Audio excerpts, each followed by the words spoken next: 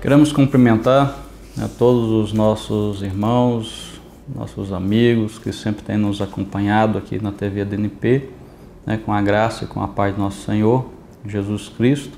Está começando mais um programa Escola Bíblica, aqui diretamente da TV ADNP. Estamos na lição de número 8, que estaremos estudando, dia 23 agora de fevereiro, e tem como tema Moisés, sua liderança e seus liderados. E sempre temos lido o textuário que a lição tem proposto, e hoje não queremos fazer diferente, queremos ler esse textuário que encontra-se registrado no livro de Êxodo, capítulo 18 e o versículo 19. Vamos ler? Ouve agora a minha voz, eu te aconselharei e Deus será contigo. Registrado no livro de Êxodo, como já dissemos, capítulo 18 e versículo 19. Queremos também fazer menção da verdade prática, como a lição vai tratar sobre um chamado. Estaremos estudando sobre a chamada de Moisés, sobre os auxiliares que Deus escolheu para que estivesse ao lado de Moisés a fim de ajudá-lo. Então a verdade prática ela se encaixa bem dentro desta aula que estaremos transcorrendo hoje. Então a verdade prática diz: para cuidar da sua obra, Deus chama a quem Ele quer. Então é Deus quem chama. E pelo seu Espírito capacita essas pessoas para a sua santa missão. Então ser chamado por Deus para trabalhar na sua obra, na sua seara, podemos dizer que é sem sombra de dúvida o maior privilégio desfrutado pelo homem. Então, podemos deixar também claro que a salvação é para todos, todos são chamados à salvação, para a salvação, mas se tratando daquele chamado específico, é apenas para aqueles a quem Deus escolhe. Então não adianta querermos passar na frente, não adianta querer mostrarmos serviço para sermos vistos, para que a convenção nos escolha, para que o ministério nos escolha, para que o pastor da igreja nos escolha. Então aprendemos com a Bíblia, aprendemos com as Escrituras, que esse chamado específico não é para quem quer, mas para aqueles a quem Deus escolhe. Então devemos lembrar que Deus é quem capacita, o Senhor é aquele que escolhe e também capacita. Mas temos que ter em mente também que a busca diária, o esforço constante em executar da melhor maneira essa tarefa, esse chamado, deve ser nossa, deve ser então do homem. Agora, um fato interessante é que quando nós estudamos acerca da chamada de Moisés, vemos que Moisés, ele fora então instruído em toda a ciência dos egípcios, era poderoso em suas palavras e obras, essas palavras encontram-se registradas no livro de Atos dos Apóstolos, capítulo 7, versículo 22. Agora, todavia, quando estudamos a sua biografia, a biografia de Moisés, essa biografia não só apresenta então o sucesso de Moisés, o êxito de Moisés, mas também não omite, ou como também não omite, nas suas dificuldades, os seus erros, né, as suas frustrações. Achei muito interessante uma palavra, né, uma definição, melhor falando, de Daniel Goleman, que diz que liderar não é dominar, mas sim a arte de convencer as pessoas a trabalharem em vista de um objetivo comum, né? Então, liderar acaba, né, sendo uma arte. E nós vamos ver, né, isso no decorrer da lição de hoje. No primeiro capítulo da lição, ela vai tratar sobre o trabalho do Senhor e os seus obreiros, né? Então, o primeiro, né, subponto desse capítulo, ele diz que despenseiros e não donos.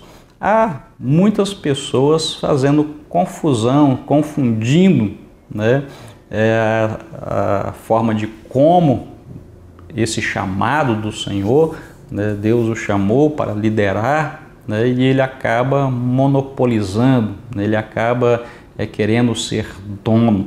E nós aprendemos com a Escritura Sagrada, né, que despenseiro não é dono, é apenas um mordomo, daquilo que Deus lhe confiou. Então, uma das características essenciais, né, à liderança na obra de Deus é saber que o líder é despenseiro, ou seja, um mordomo, né, um administrador dos recursos e das pessoas, né, e não dono de todas essas coisas. Isso não pode ser confundido, né? Então, o obreiro é apenas então o instrumento que Deus então chamou para que ele possa usar dentro da sua obra. Olha só, o líder nunca deve se esquecer de que a obra é do Senhor. A obra é do Senhor. E que ele, né, Deus, ele vai cobrar a sua administração. Ele não pode se esquecer disso. Não pode administrar de qualquer forma, de qualquer maneira. Ele tem que ter em mente que um dia Deus, né, cobrará a sua administração, aquilo que ele tem feito, né? Paulo, escrevendo para a igreja de Corinto, né, está registrado em 1 Coríntios, no capítulo 4, versículo 2, Paulo diz: além disso, requer-se dos dispenseiros que cada um se ache fiel. Então vamos fazer, né, uma breve definição a respeito dessa questão de despenseiro.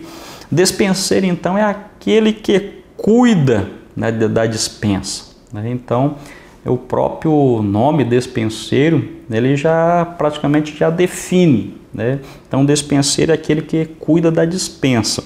É o mordomo, é um administrador, né, como já falamos, um cuidador dos bens de outrem, né? Então somos nós, né, chamados por Deus, nós somos despenseiros dos mistérios de Deus, mas não donos, não somos dono. Então devemos seguir, né, as instruções do dono da despensa, né? Devemos seguir. E o dono dessa dispensa, ele deixou, né, um manual para ser seguido, né, com todas as instruções necessárias para se administrar os seus bens, né? Então, se alguém tem alguma dúvida, se tem alguma dificuldade, basta recorrer a este manual, que é a Bíblia Sagrada, a Escritura, e lá contém então todas as informações necessárias para conduzir, né, para se administrar os bens do Senhor. E esses bens são espirituais, de valores eternos. Então é grande a responsabilidade, né? Podemos ver que há um peso muito grande, será uma cobrança muito grande. Então administrá-los, né, sabiamente é o que se requer de cada despenseiro. O ponto 2, né, o subponto desse primeiro capítulo, ele vai tratar sobre a falta de percepção do líder, né? Isso é tomando Moisés como exemplo. Por que te assenta sós? Essa foi então uma pergunta de quem já aprendera então a lição em delegar autoridade. Essa é uma pergunta daquela pessoa que já aprendera de como, né, delegar autoridade. Como muitos líderes cristãos, Moisés estava se desgastando necessariamente. Não só Moisés, mas como nós já falamos aqui, demos uma pinceladinha, muitos líderes cristãos, né, acabam se desgastando, né, desnecessariamente ao tentar fazer tudo sozinho. Então, um dos maiores perigos que o líder se depara em seu dia a dia, então, é o excesso de atividades. Então, há momentos, né, que a grande quantidade, né, uma quantidade demasiada, né, de afazeres, impede de ver, né, que esse líder veja, né, as coisas, né, à sua volta, né, de como elas estão, né, e não raras vezes, né, tende até mesmo em afastá-los da comunhão com Deus. Os líderes têm diversas obrigações, né, são diversas as obrigações no seu dia a dia. Agora, isso faz parte da sua tarefa que lhe foi então confiada, né? Essas obrigações, esses afazeres do dia a dia, isso está incluído, imbuído dentro, né, da sua tarefa que foi confiada à sua pessoa. Então eles precisam avaliar situações e tomar também decisões, né? Então tem que pedir orientação ao Senhor, tem que buscar essas orientações em oração e Deus vai dirigir, pois Ele, né, é o dono da obra, né? A pessoa apenas é um administrador. E precisam ter, então, habilidade de líder, né, com pessoas de todo tipo, né? Então, esse líder ele precisa ter, então, habilidade para liderar, né, todos os tipos de pessoas, tentando acalmar os ânimos e motivar aquelas pessoas que se encontram desmotivadas, né, para continuarem caminhando, né, continuarem fazendo o serviço cristão. Bom, o 3, né, o subponto 3 desse primeiro capítulo, vem falando sobre o líder necessita de ajudantes, né? Então a maneira como Moisés então administrava levaria então a um esgotamento físico e mental. E sem falar que o que ele estava fazendo também levaria o povo a se enfadar. Chegaria um ponto que o povo ficaria enfadado de estar em pé, né, ouvindo, né, as palavras de Moisés, né? Então, diante dessa situação, Jetro ensina uma lição a Moisés. Era necessário, então, dividir as responsabilidades, né? Repartir o fardo. Então, ninguém que trabalha em posição de liderança consegue fazer todas as suas atividades sem ajuda. Então, nós percebemos que há trabalhos, né, que precisam, né, ser executada, né, por uma pessoa, né, mas há outras que precisam de um grupo de pessoas, precisam de um número de pessoas maiores, né, para que aquele trabalho seja então executado. O líder então deve treinar, né, orientar os auxiliares a fim de seguirem então os parâmetros estabelecidos e cuidarem daquilo, né, que foi proposto. Então, observemos o conselho de Jetro. né, está registrado no livro do Êxodo, capítulo então 18, versículo 21 a 23. Queremos ler aqui esse texto, né, que vai dar então uma boa base para nós, uma visão de como, né, quem estava de fora olhava e via a falha que estava ocorrendo na administração de Moisés.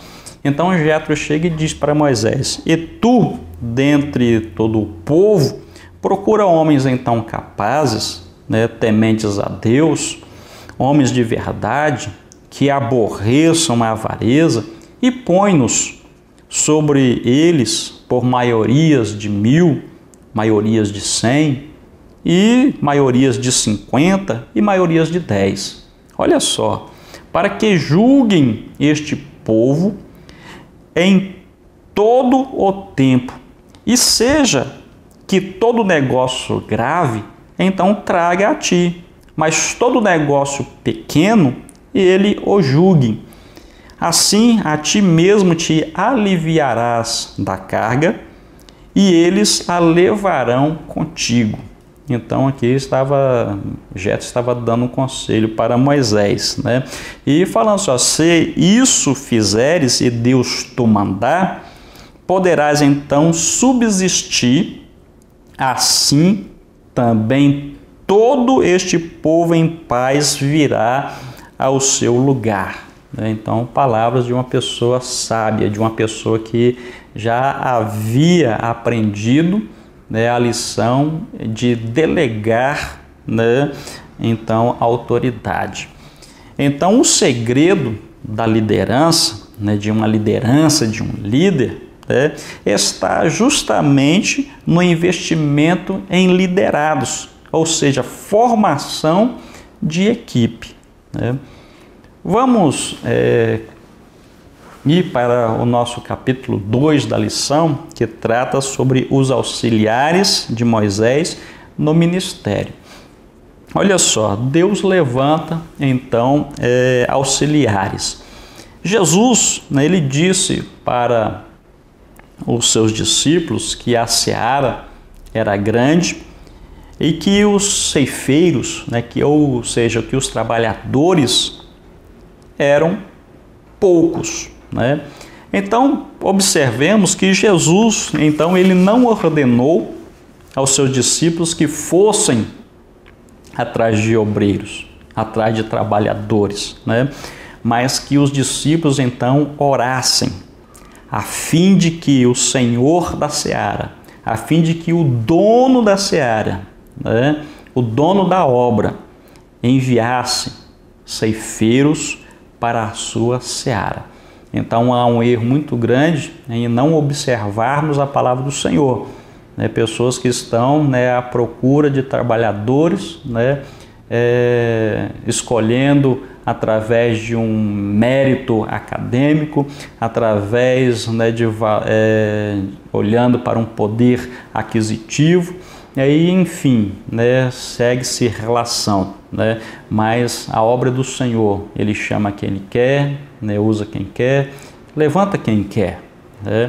Então temos que aprender, né, as instruções contidas neste manual. Aquele que é verdadeiramente então chamado, né, pelo Senhor, ele sente o peso, né, dessa responsabilidade. E se pudesse, ele fugiria, né? Ele escaparia, né, dela. Nós encontramos vários exemplos, né?